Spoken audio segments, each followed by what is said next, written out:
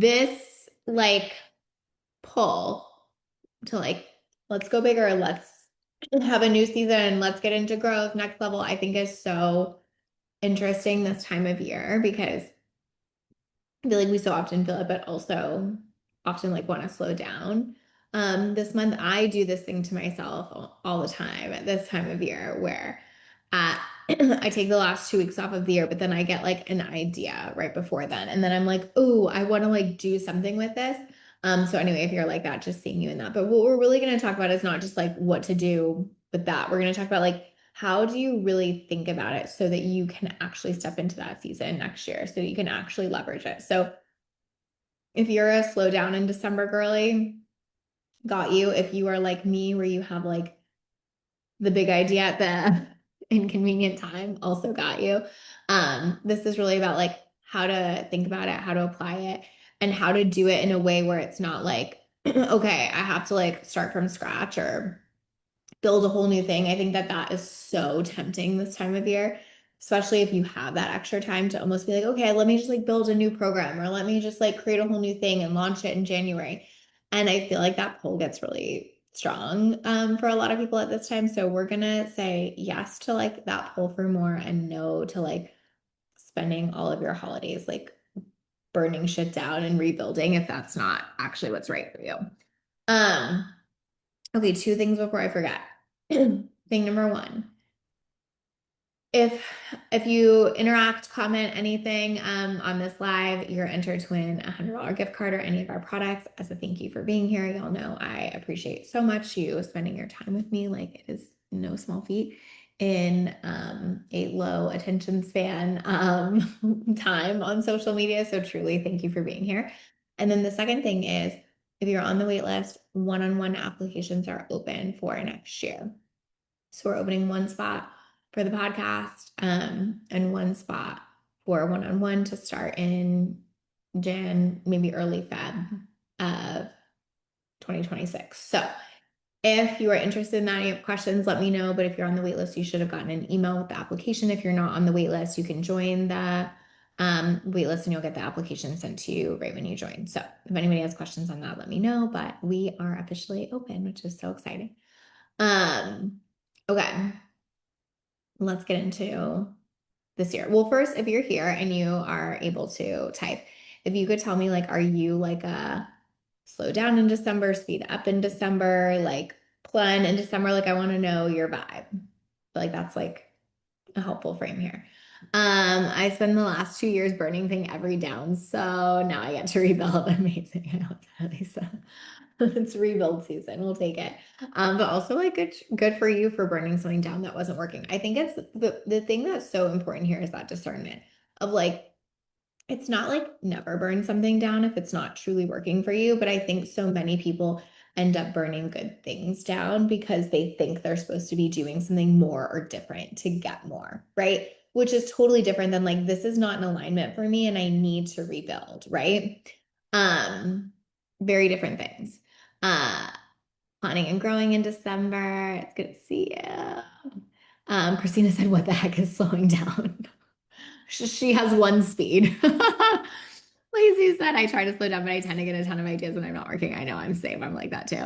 Amanda says, slow down in December, intentional over chaotic, do everything energy. Messy December is my vibe. Oh, I like that. Messy December. I feel like that could be like a fun energy. Um, but yes, like I get all of this. Like I always want the slow down, especially like having done it and stuff. It's like so nice to have those weeks off and just chill. And then equally I'm like, oh, but my brain is like, ideas, ideas. This is when they come. My vibe in December is definitely, definitely. Sorry, read that delightful. It's definitely joyful, hustle, and all ideas. Love it. I slow my own business down, but my clients are usually prepping for the new year energy. So it's a nice mix of both. Yeah, yeah. Okay, that makes sense. Yeah, that makes sense too. Like for some of you, it's like you might be more slow, but like it might be a busier season for clients or vice versa. Like you might be more in idea mode, but like really slow down the clients. I think that makes sense. So, all right, here's what I want to talk about. I think the best way to do this when you're like, okay, I'm ready for more, is to figure out what your leverage is. And like, yes, we can do that from like oh, this program is really leveraged. Like, I have so much opportunity there, or like, oh, if I could just fix this one problem in my business, and we can talk about all that. But the way that I think it is most important to think about it if you want to go into a big growth season is what is the easiest, best, and most natural lever, sorry, for you to pull in your business. And so I'm going to give you a bunch of examples of this, but this is where generic advice doesn't work because a lot of people will be like, well, if you need to grow. I remember being in this program one time. This is just an example. And someone was like, "Oh, I really want to like get more signups for my master class." And the person running it, this training was like, "Well, just create a viral reel." And the girl was like, I mean, yeah, I hear you. Like, I'd love to have that, but like, hasn't happened yet, kind of thing. And she was like, yeah, I don't know. I mean, like, the best way to get more signups is just to create a viral reel. So I would just do that. And she was like, I mean, okay. But the point I want to make there is that's where generic advice is hard because the person who is running the training is very, very good at creating viral reels. And so to her, it's like, well, that's such a smart, easy, simple strategy. Just do that. Where the person asking, like, that is not what comes most natural to her. And I'm not saying these aren't skills you can build, but I do think there's something to be said for picking the thing that you can leverage that comes most naturally to you. So for example, I I have a client. She came to the in-person retreat we were doing. And on our next call, she was like, hey, I really want to talk to you because I talked to so and so and I love what they're doing with their sales process. And I was thinking about doing that. And her her way of doing it seems so interesting. What do you think? And I was like, I totally hear you, and her way of doing it is really interesting, but it plays to her strengths so specifically. Like she has these very specific strengths that lend itself so naturally to this kind of selling. Where for you, I feel like you have strengths that are kind of different to that. Do you feel like that's true? And she was like, oh my God, yes, that's so helpful. Like I was really more thinking of like, oh, this strategy makes sense, but I wasn't thinking about like what it would take for me to leverage that strategy. And I think that's the difference here, right? Is when we want to grow quicker, step into something else, we have to have a foundation of like, what am I already really good at? And how do I leverage that for more? Like, if you're someone who is really, really good, excuse me, at connecting with your audience, that might be your leverage point. If you're someone that's really, really good at setting up systems and strategies, that might be your leverage point. But you kind of have to know yourself. And that's why, like, this generic advice that comes out at this time of year of like, oh, you must post every day. That's how you're going to grow next year. Or, oh, you must run ads. That's how you're going to grow next year. Or, oh, you have to have like this, like, really specific strategy and plan. Like, it really is less about what are the details of that, and it's more about how good does that work for you? How natural does that come to you? Again, not that you can't build skills, you can, but even with the skill building, you typically want to lean into what is the most natural component of that for you. So like maybe you want to build the skill of being great at content. Well, it's going to be really helpful if you lean into how you most naturally connect as a starting point for doing that. I have a client who has really been leaning into this and has gone viral so much recently. And she knows herself really well and knows like she's really good with these kind of like very relational, kind of emotionally evocative angles. And so doing a lot of that works really well for her. But I have another client who's like not really good at the emotional component at all, but does really well when she leans into kind of like teacher energy. And so the point I want to make is it's not that none of these strategies can work, but if you want to grow big and you don't want to have to kind of like do it from the ground up, the best thing you can think of is what am I most naturally good at and how do I use that as a leverage point? And most of us hate this because it feels too easy. We hate it when it feels too easy, especially if we want big growth. We think that it should feel hard and we don't think it should be very simple, right? Um, and it's really the opposite. Like most big growth happens because you leaned into something that felt pretty natural and it flowed from there. Again, just to give examples, I have one client who um is so good at like she thinks in such a like almost like architect kind of way. She's very systems oriented. She's very kind of like almost like engineer brain, right? And she's so good at ads. She runs her own ads. She helps other people run theirs. Like she really gets that. And so when it's time for leverage for her, we're not like gonna go, oh, you know what? Like you should really whatever. Um focus on, I don't know, like more reels or something like that. We're gonna go, okay, your leverage point is just probably spending more on ads. And that might feel too easy because she's like, but ads are so easy for me. They come so natural to me. They're so good. It's like, yeah, but if you're getting $3 a lead and they're converting really well, like your best leverage point is just to go spend more money then. Does that make sense? Where for someone else, I would give them the exact opposite advice, because that doesn't come naturally to them. They're not even running their own ads in their business. So ads are really expensive for them and it feels really foreign to them. And again, not that they can't build that skill set, but like if they want growth, the fastest way might be the exact opposite. It might be like, yeah, go really focus on social, give it a lot of time and energy because you're really good at it.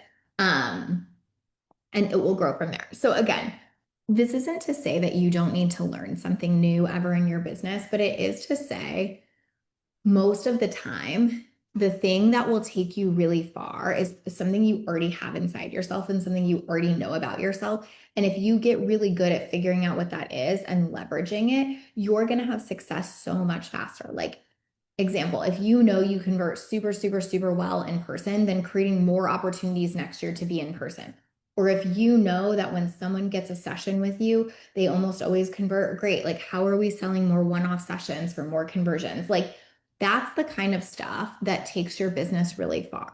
If if instead, though, you end up really in a situation where you're like, oh, this looks like it's so easy and working for so and so, I should do that without considering like how that makes sense for you and how that naturally plays to your strengths, you're going to feel like, why is all this shit not working for me? And a lot of times it's like because it doesn't play to your strengths. Like it's not actually built for like the person and personality type that you are. Like even when I was asking people how they are in December, everybody was a little bit different, right? Like Christina's like, what is slow? And someone else is like, absolutely slow down. Like neither is right or wrong. It's just like, cool, these are our like personal preferences, opinions, personalities, whatever. What play to that, you know?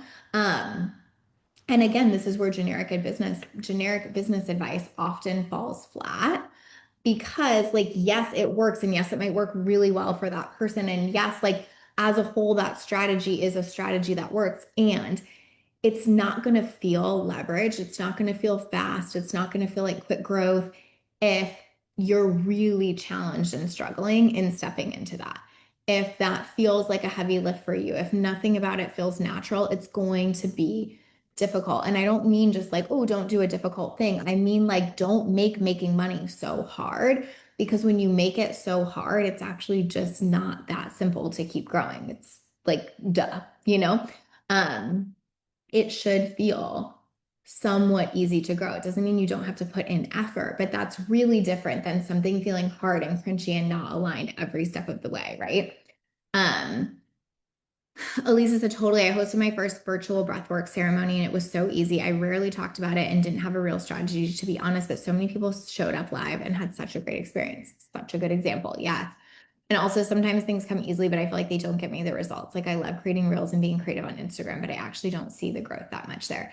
I think that's like such a good example though, too, where you could be like, oh, like I love this and it flows for me, but I'm not seeing the results I want there. That actually might be leverage for you too. Like, okay, I love this and it comes natural for me to create. Can I dial in what I'm doing here so that like that gives me better results, right? But like that first layer of like, oh, I love this and it's really fun and creative for me is there. The rest is like a skill set you can learn in terms of like, the like how's your hook? How's your timing? What's your visual cue? Blah, blah, blah. But like that foundation of like, I love this shit really matters. Right. And so if you have that, all the layers around it might be no big deal. They might be like really easy to figure out. Um, but if you hate that, which I think what happens to a lot of people is like they're trying to force themselves into something they hate. They're like, I hate everything about this. I'm trying to make it happen. And then they're trying to have it be the thing that absolutely takes off and gets them a ton of results and whatever. And it's like square peg round hole. You know what I mean? Um, I had a client who was like this about social, and she really came to me kind of being like, "Oh, I want to, get so much better at this." And like through trying to do it, like what we really realize is it's not even like she doesn't have like the skill acquisition ability. It's really just that she does not like anything about social. She's not someone who enjoys being on it. She's not someone who enjoys using it. She's not someone who enjoys learning about it. She's not like none of that does anything for her. Like that can be okay. And so what we actually did is like created a whole different strategy where she's almost entirely in person and in um networking communities and all of that. And her business absolutely exploded from that point because she was like, well, let me just like do the thing I'm really good at and stop trying to like love this thing that I just don't love. And certainly we could get into like, okay, well, why does she hate social? Could we find a way to love it more and da da da? And we certainly tried some of those angles, but at the end of the day, like, why work so hard at it when there's this other thing that you love and would grow it just as easily? I think it's very similar with like ads and organic to a certain extent is like some people like love organic so much more and maybe want to sprinkle in ads. Some people love ads so much more and maybe want to sprinkle in organic. I do think both together objectively work the best right now. But if you know kind of what your thing is, it's so much easier to lean in there. But what so many people do is they pick the thing that's hardest for them and they think that their growth will come from like mastering the hardest thing. And it just doesn't. It never does. Like, and even if you can force yourself to do that for a period of time, long term, it won't feel better. Like it will feel like you get a business that you end up wanting to burn down ultimately. Um, Hey Sheridan, it's good to see you. She said, I feel all this. Thanks for having this conversation today. Yes. Right. Like you can force it sometimes, right? Like that client could force social for a period of time. She's like very good at, being able to, like have a feeling, take a different action. But equally, like, does she want to do that for the next 20 years of a business she wants to run, or does she want to run a business that like feels most aligned to her? And typically, when you do that, it really does click. Like, it doesn't mean there's not an integration period where it feels weird because you're like, wait, I feel like I'm supposed to be doing this and I'm doing this, or I'm like letting go of a program, or I'm letting go of something over here because I just know it's not right for me. That can be really hard. It's hard to do that. But when you start to see the results of like, oh, I'm doing the thing that I am most naturally inclined to do, I'm leveraging my strength, I'm leading with the thing I am best at, you are going to feel so different in your business. Um, Lisa said, yes, I despise in-person networking. I just can't do the small talk stuff. Yeah, like such a good example, right? Like, could you make yourself go if you're like if you felt like you had to, could you do it? Sure. But is that like what you want to build your business on long term? No, right? But for someone else, that's like the magic for them. Um, I know we're not even fully there yet, but this is making me totally reconsider what I want to burn down. The stuff that works easily for me is so obvious, and I just haven't made it scalable, but I find myself continue to try to force the harder, less aligned stuff rather than just make the easier stuff more scalable. Rachel, yes, nailed it. Like I actually think like a lit up life is kind of the perfect example of like I found a way to make the easier stuff more scalable. Like if I looked at my whole, not even just my time in this business, but if I even looked at like when I worked as a therapist, I did group and I did one-on-one. I hated group. And almost every other therapist I know when they had group was like, oh fuck, that's so good. I have group. Great. I was like, oh my God, no. Um, so it's always been that for me. And then when I started this business, I tried a little bit of both. And every time I had one-on-one, I was like, oh, and every time I had a group, I was like, okay, you can do this, girl. Get it. You got it. Come on. Like work yourself up to it. And I could do it. And it's not like I like was so miserable I couldn't function or something like that. And I think that's the confusing part is it's not like you're like, this is impossible. I absolutely can't do it. It's just like, this is not as easy for me. This is not as fun for me. This is not as aligned for me. And so I really had to come to a point where I was like, I just literally know what I'm best at. And I kind of have to be willing to double down and building a business around that and figuring out like what my version of scaling that looks like, or even figuring out like what my top line revenue to be happy in that business for the next 20 years needs to be and go there. And honestly, it was probably like the best decision to this day that I've ever made in business. Because it helped me love my business long enough to stay in it to see the results from it. I guarantee you, if I had kept doing group long term, I don't even know if I would still be in this business. It just, that's how much I do better with one-on-one. And here's the other thing that's interesting. There could be plenty of not healthy reasons for that for me. You could be like, well, Lacey's super hypervigilant, so maybe group stress her out, or you could be like, you know, I don't know, like if you have people pleaser tendencies, they are better handled in one-on-one than in group. Like there could be all these things that I could decide to excavate if I wanted to. And some of them may even be true or maybe maladaptive in some ways, but like that's so okay. Like I think that that's where we don't let ourselves off the hook in self-development sometimes. Like I'm sure if you ask Christina why she has no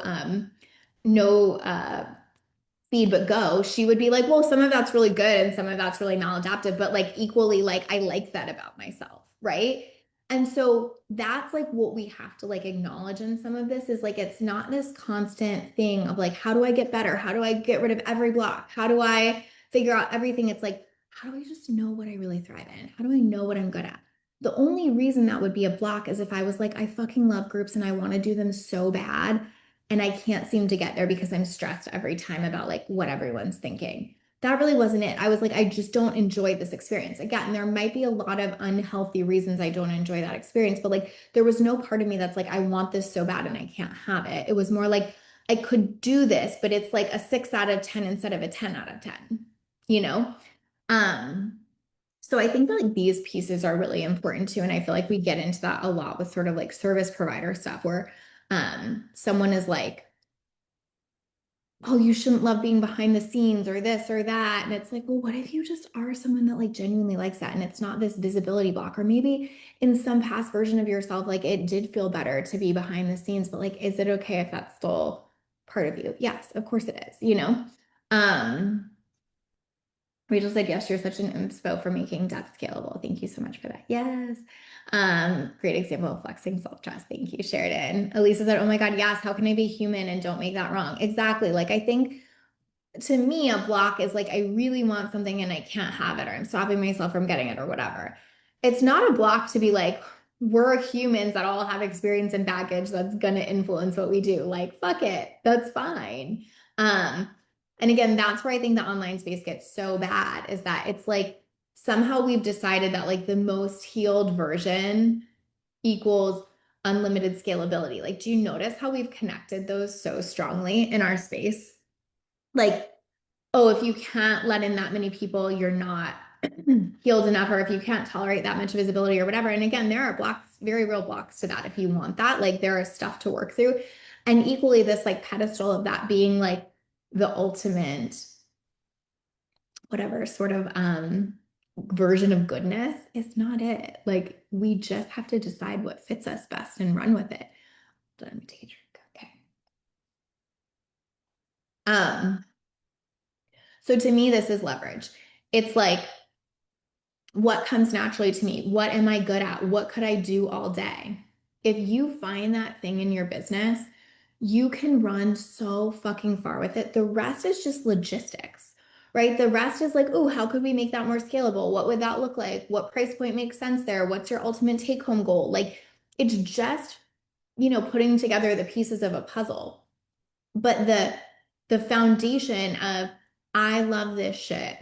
I am made for this. This comes so naturally to me is it. Like I'll even give this example. I really noticed this about myself hosting my client retreat. Hi Adrian. Thank you for being here. So at my client retreat, I went back and forth a couple times on if I was going to present or not. And I think I've talked about that a lot, so I won't go in depth on that, but of being like, I really think they need each other. But then what I really realized after that experience too is I love being that facilitator more than I love being like the teacher in the front of the room. Like we had Shannon Watts. I loved asking Shannon questions and like getting to introduce everyone to her. I loved getting client groups together. I loved getting to like know information about each of them that I could connect them on. I loved being in the group. Like I loved everything about that. I know the excitement of that event would have been dulled for me if I was also like giving a presentation that day. It's so funny because we got pictures back and we shared them with clients and actually two of my clients said this to me, which I thought was funny, but two people separately reached out to me and were like, I looked through the pictures and I just have to tell you, you look so fucking happy. And it was so cool to see how fucking happy you look in those and how lit up you seem. And I almost guarantee if I was like, oh, and here's like my slides on da da da, or here's my presentation, it would have dampened the experience for me a little bit. I could have done it, I would have done it well, nobody would have known, it would have been fine. And equally, I would have been like, ugh, you know. Where I have other clients who would be the exact opposite. They would have been like, I don't want to go in these groups. I don't want to like facilitate all this stuff. I want to like be up in front of the room. I want to be teaching. I want to be da da da. And they would crush that, right? But it's like, it's really so helpful to know that about yourself and build around that. Like, I loved that event and looked like, a cheese ball in all those pictures because it fit that. Where again, like another client of mine would probably like look like a cheese ball when she's like up in front of the room speaking. So we really have to think about what fits me and the details are around it. We could both be at events, we could both be hosting client events, but the way we're going to do it is different. So we don't want to like throw the baby out with the bathwater. We don't want to be like, oh, well, then I just can't be an event girly because I don't want to be on stage presenting. That's not true. You can totally be an event girly. It's just going to look different, you know?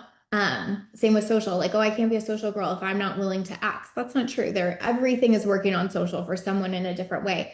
It's really just how aligned is it for them, you know? Um, Sheridan said, I feel like on the day to day, I don't have to prove I am an expert. I just am. And online feels like this constant uphill battle. Sorry, this constant uphill climbing, proving. And I just love, oh my God, I cannot. And I love the idea, just do what we feel is good for us. Yes. Boom. What fits me, not how do I fit it? Yes, exactly. I think even that's so helpful with online. Like, I don't know if this is true at all, Sheridan, but I'll just like make some guesses here. But like, you might be consuming content of people that are like, you have to prove you're an expert. You have to prove you're an authority. You have to da da da. Show them this, show them, what an authority you are, whatever. And so when you get online, you're like, oh my God, I'm supposed to show them what an authority I am. And like that doesn't naturally come to you. It sounds like in the day to day, like you just kind of embody it and people recognize that by being around you. And so like online, it might be like, oh, I don't have to be an authority. I just like show them how I live and I embody that and that's that. And like that's what I show online. Um, but again, that's why like generic business advice, I think especially like at this time of year where it's such a ramp into next year of like what's gonna work and what's not and da da da can be such a mind fuck for growth because we're like, oh my gosh, so like she's right. I should be more authoritative and blah blah blah blah blah. Maybe. Like, you know what I mean? I think that works so fucking well for some people, and you can just tell they're in their energy and their embodiment around that, and it's so valuable. And equally, like, there's no possible way that works for everyone. There's no possible way that that's truly like the best thing for every person. Like, it's kind of that simple, you know? Um, for one person that like absolutely scales and grows their business, for another person that might absolutely totally tank their business because that's not how people vibe with them naturally, you know? Um, so anyway, I don't know if that's exactly it, but it is such a good example of like we have to be careful what we listen to and what we take as truth.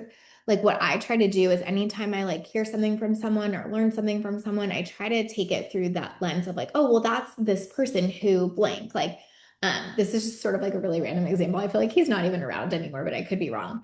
But I feel like Gary Vee is such an interesting, good example of this. If anybody was like Gary Vee-ish, I think people give him such a bad rap of like, oh my God, he hustles so hard. He's so intense. He's this, he's that. He's working like 13-hour days. He's always recording. That man is lit the fuck up. Okay. And equally, that way of doing it and living would not be right for everybody. The idea that like success requires that from everybody is not true. But equally, you can watch him and you can be like, he is in his element. Like you like the reason we vibe so hard off that, even if we're not like a hustly person, is because we are watching someone in their zone, right?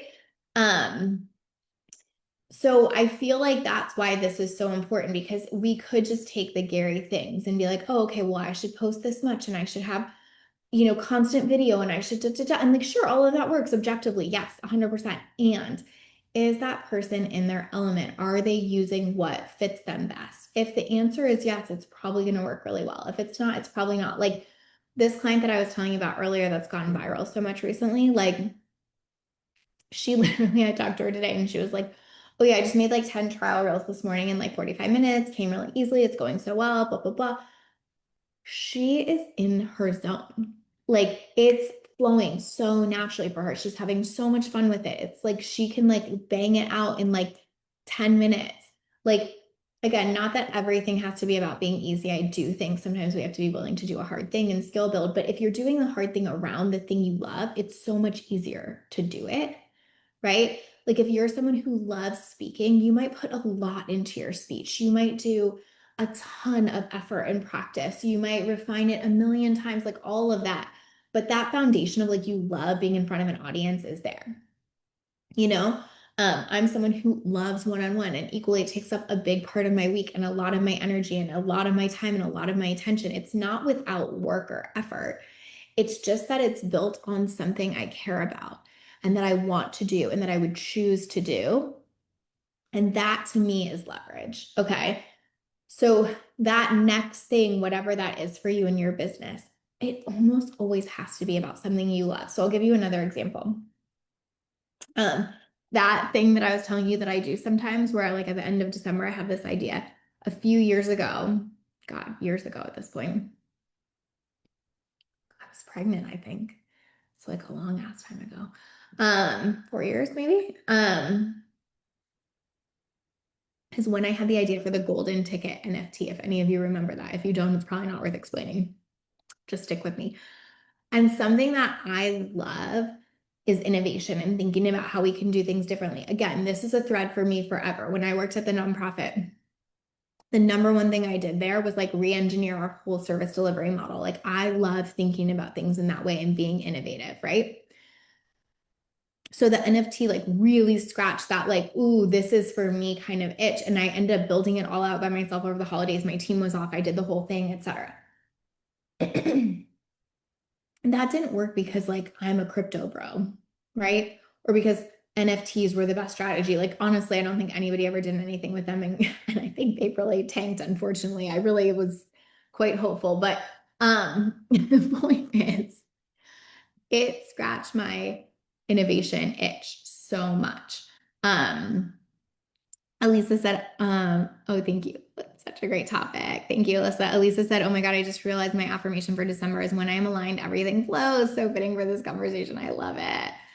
Lauren says she remembers. Yes, what happened with the golden ticket? Is that still a thing? So golden ticket was, we were still doing golden ticket as of this year. And then this year, I actually purchased it back from Sabrina. So it is mine now, I guess, but it's like not mine because it's just a spot in my business. But Sabs had it until this year, and then this year I bought it back from her, which I feel like was like a beautiful full circle moment in a sense. Like it was so cool to have that for the period of time that we had it, and now it feels so good to be like kind of like back in ownership of like everything in my business in that way. But yeah, that was I think until early.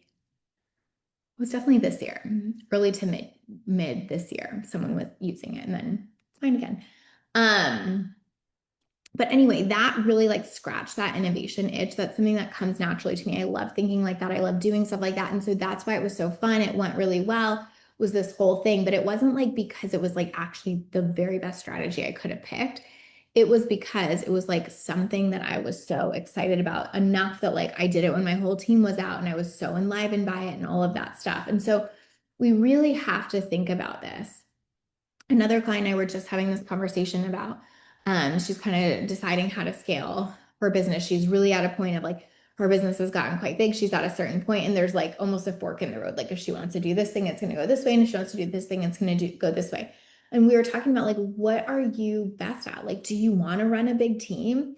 Is that like where your strengths lie the best? Do you want to um, be more of a forward-facing marketer all of the time? Like, where do you like to spend your time the most? Do you want to be in leadership more? Do you want to be in marketing more? Like, if you could like pick like what's the word I want to use? Oh my God. A God, I can't, that word is not coming to me. Whatever it is, a team in your business, except that's not the word I mean. Which one would you pick? Like, which one would you want to spend the most time on? And like, can you build around that? And I think that we just don't ask ourselves that enough. And the online space is definitely always here to tell you how you should do it. They're always here to be like, this is the right way to build. This is the right way to grow. You should do this. You should do that. And like, everyone is well meaning and saying that because it has worked really well for them. So they believe it is the thing that works, right? But the truth is, it works differently for everybody, right?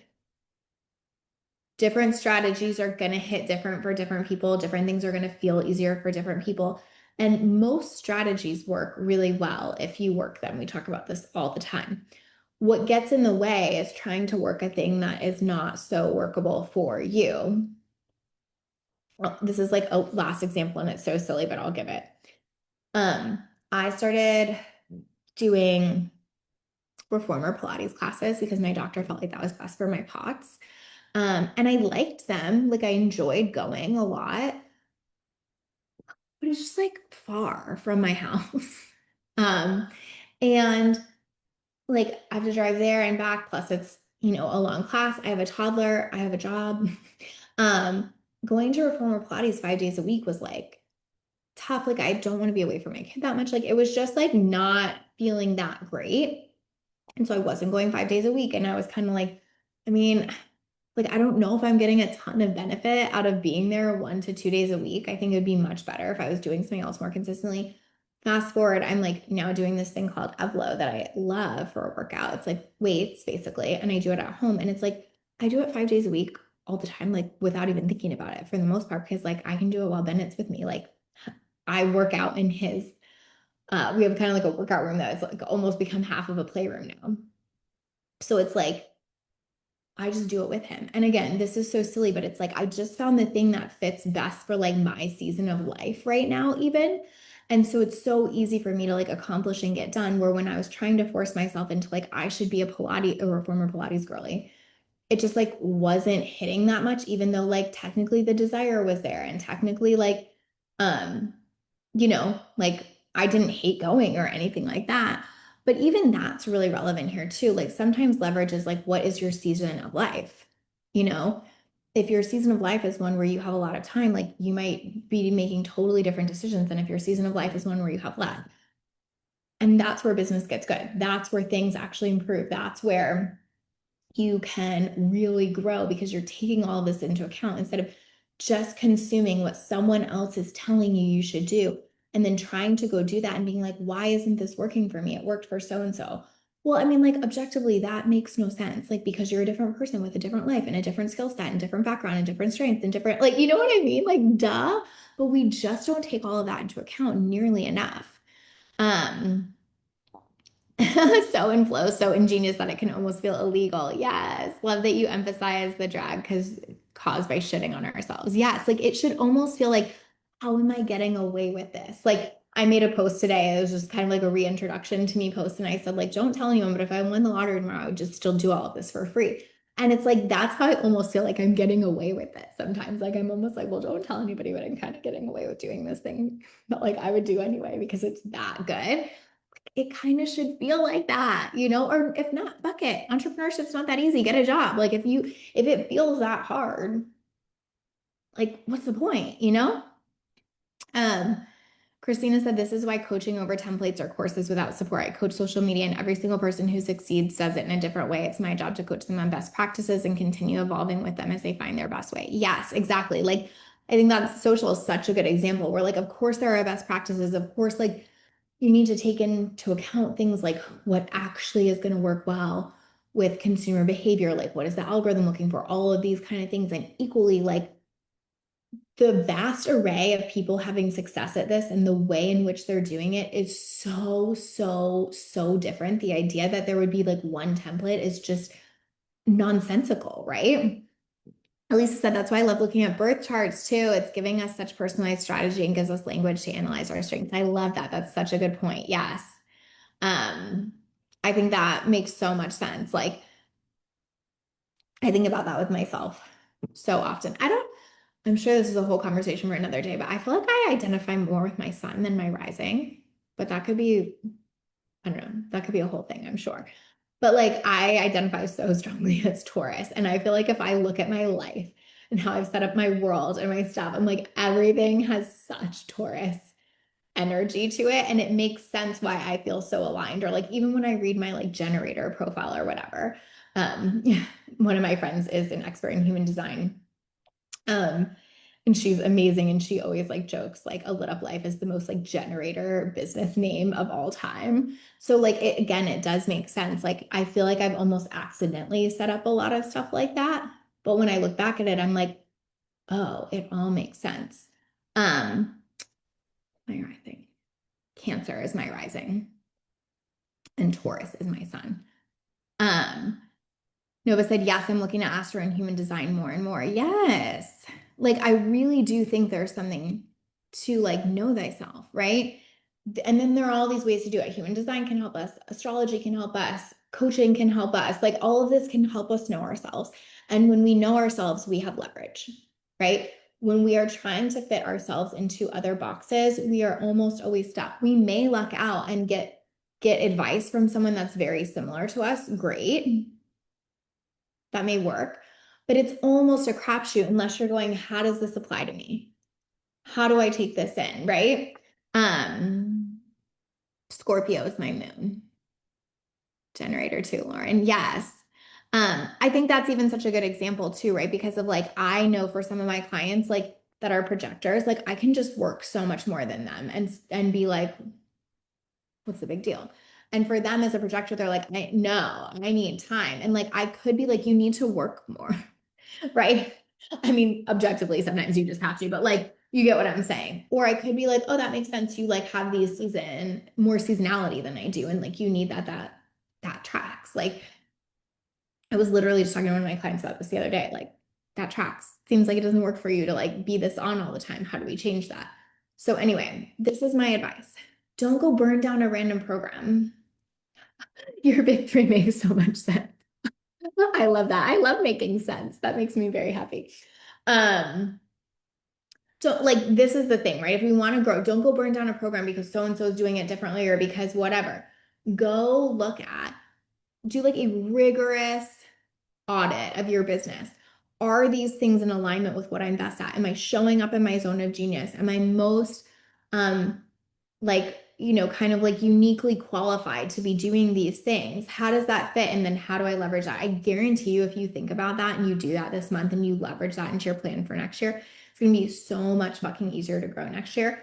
If you just go, what strategy is going to work next year and try to fit yourself into that, you're fucked. I've been in this business for a decade. There have been so many like things that were like of the moment or cool or whatever that I didn't do because they didn't work for me, that aren't of the moment and cool anymore. Like I've stayed true to like the shit that works well for me.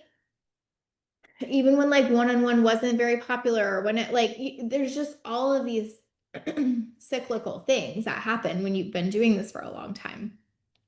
What matters is, are you doing the things that you are a best fit for and then putting the skills and the strategy around that? If you do that, growth will come so much quicker, so much more easily. You'll almost feel like you're kind of just getting away with it. Like how I was talking about earlier, I'm almost like, okay, kind of just really looking out here. You'll kind of feel like that. That is your leverage, right? All the other stuff, the strategy, the data, whatever, is just telling you how to better utilize that, but don't change that foundational part and don't talk yourself out of how important that is because that is the stuff that will change your business and change your life. Truly. Okay. I think that's all I got. Hope that helps. Um, I'll be back. I think we have one or two more before the end of the year. I'll be back next week and then we will be off for the remainder of 2025. Reminder again, one-on-one applications are open for next year. If y'all have questions, let me know. And otherwise, I'll see you next week. Bye, guys.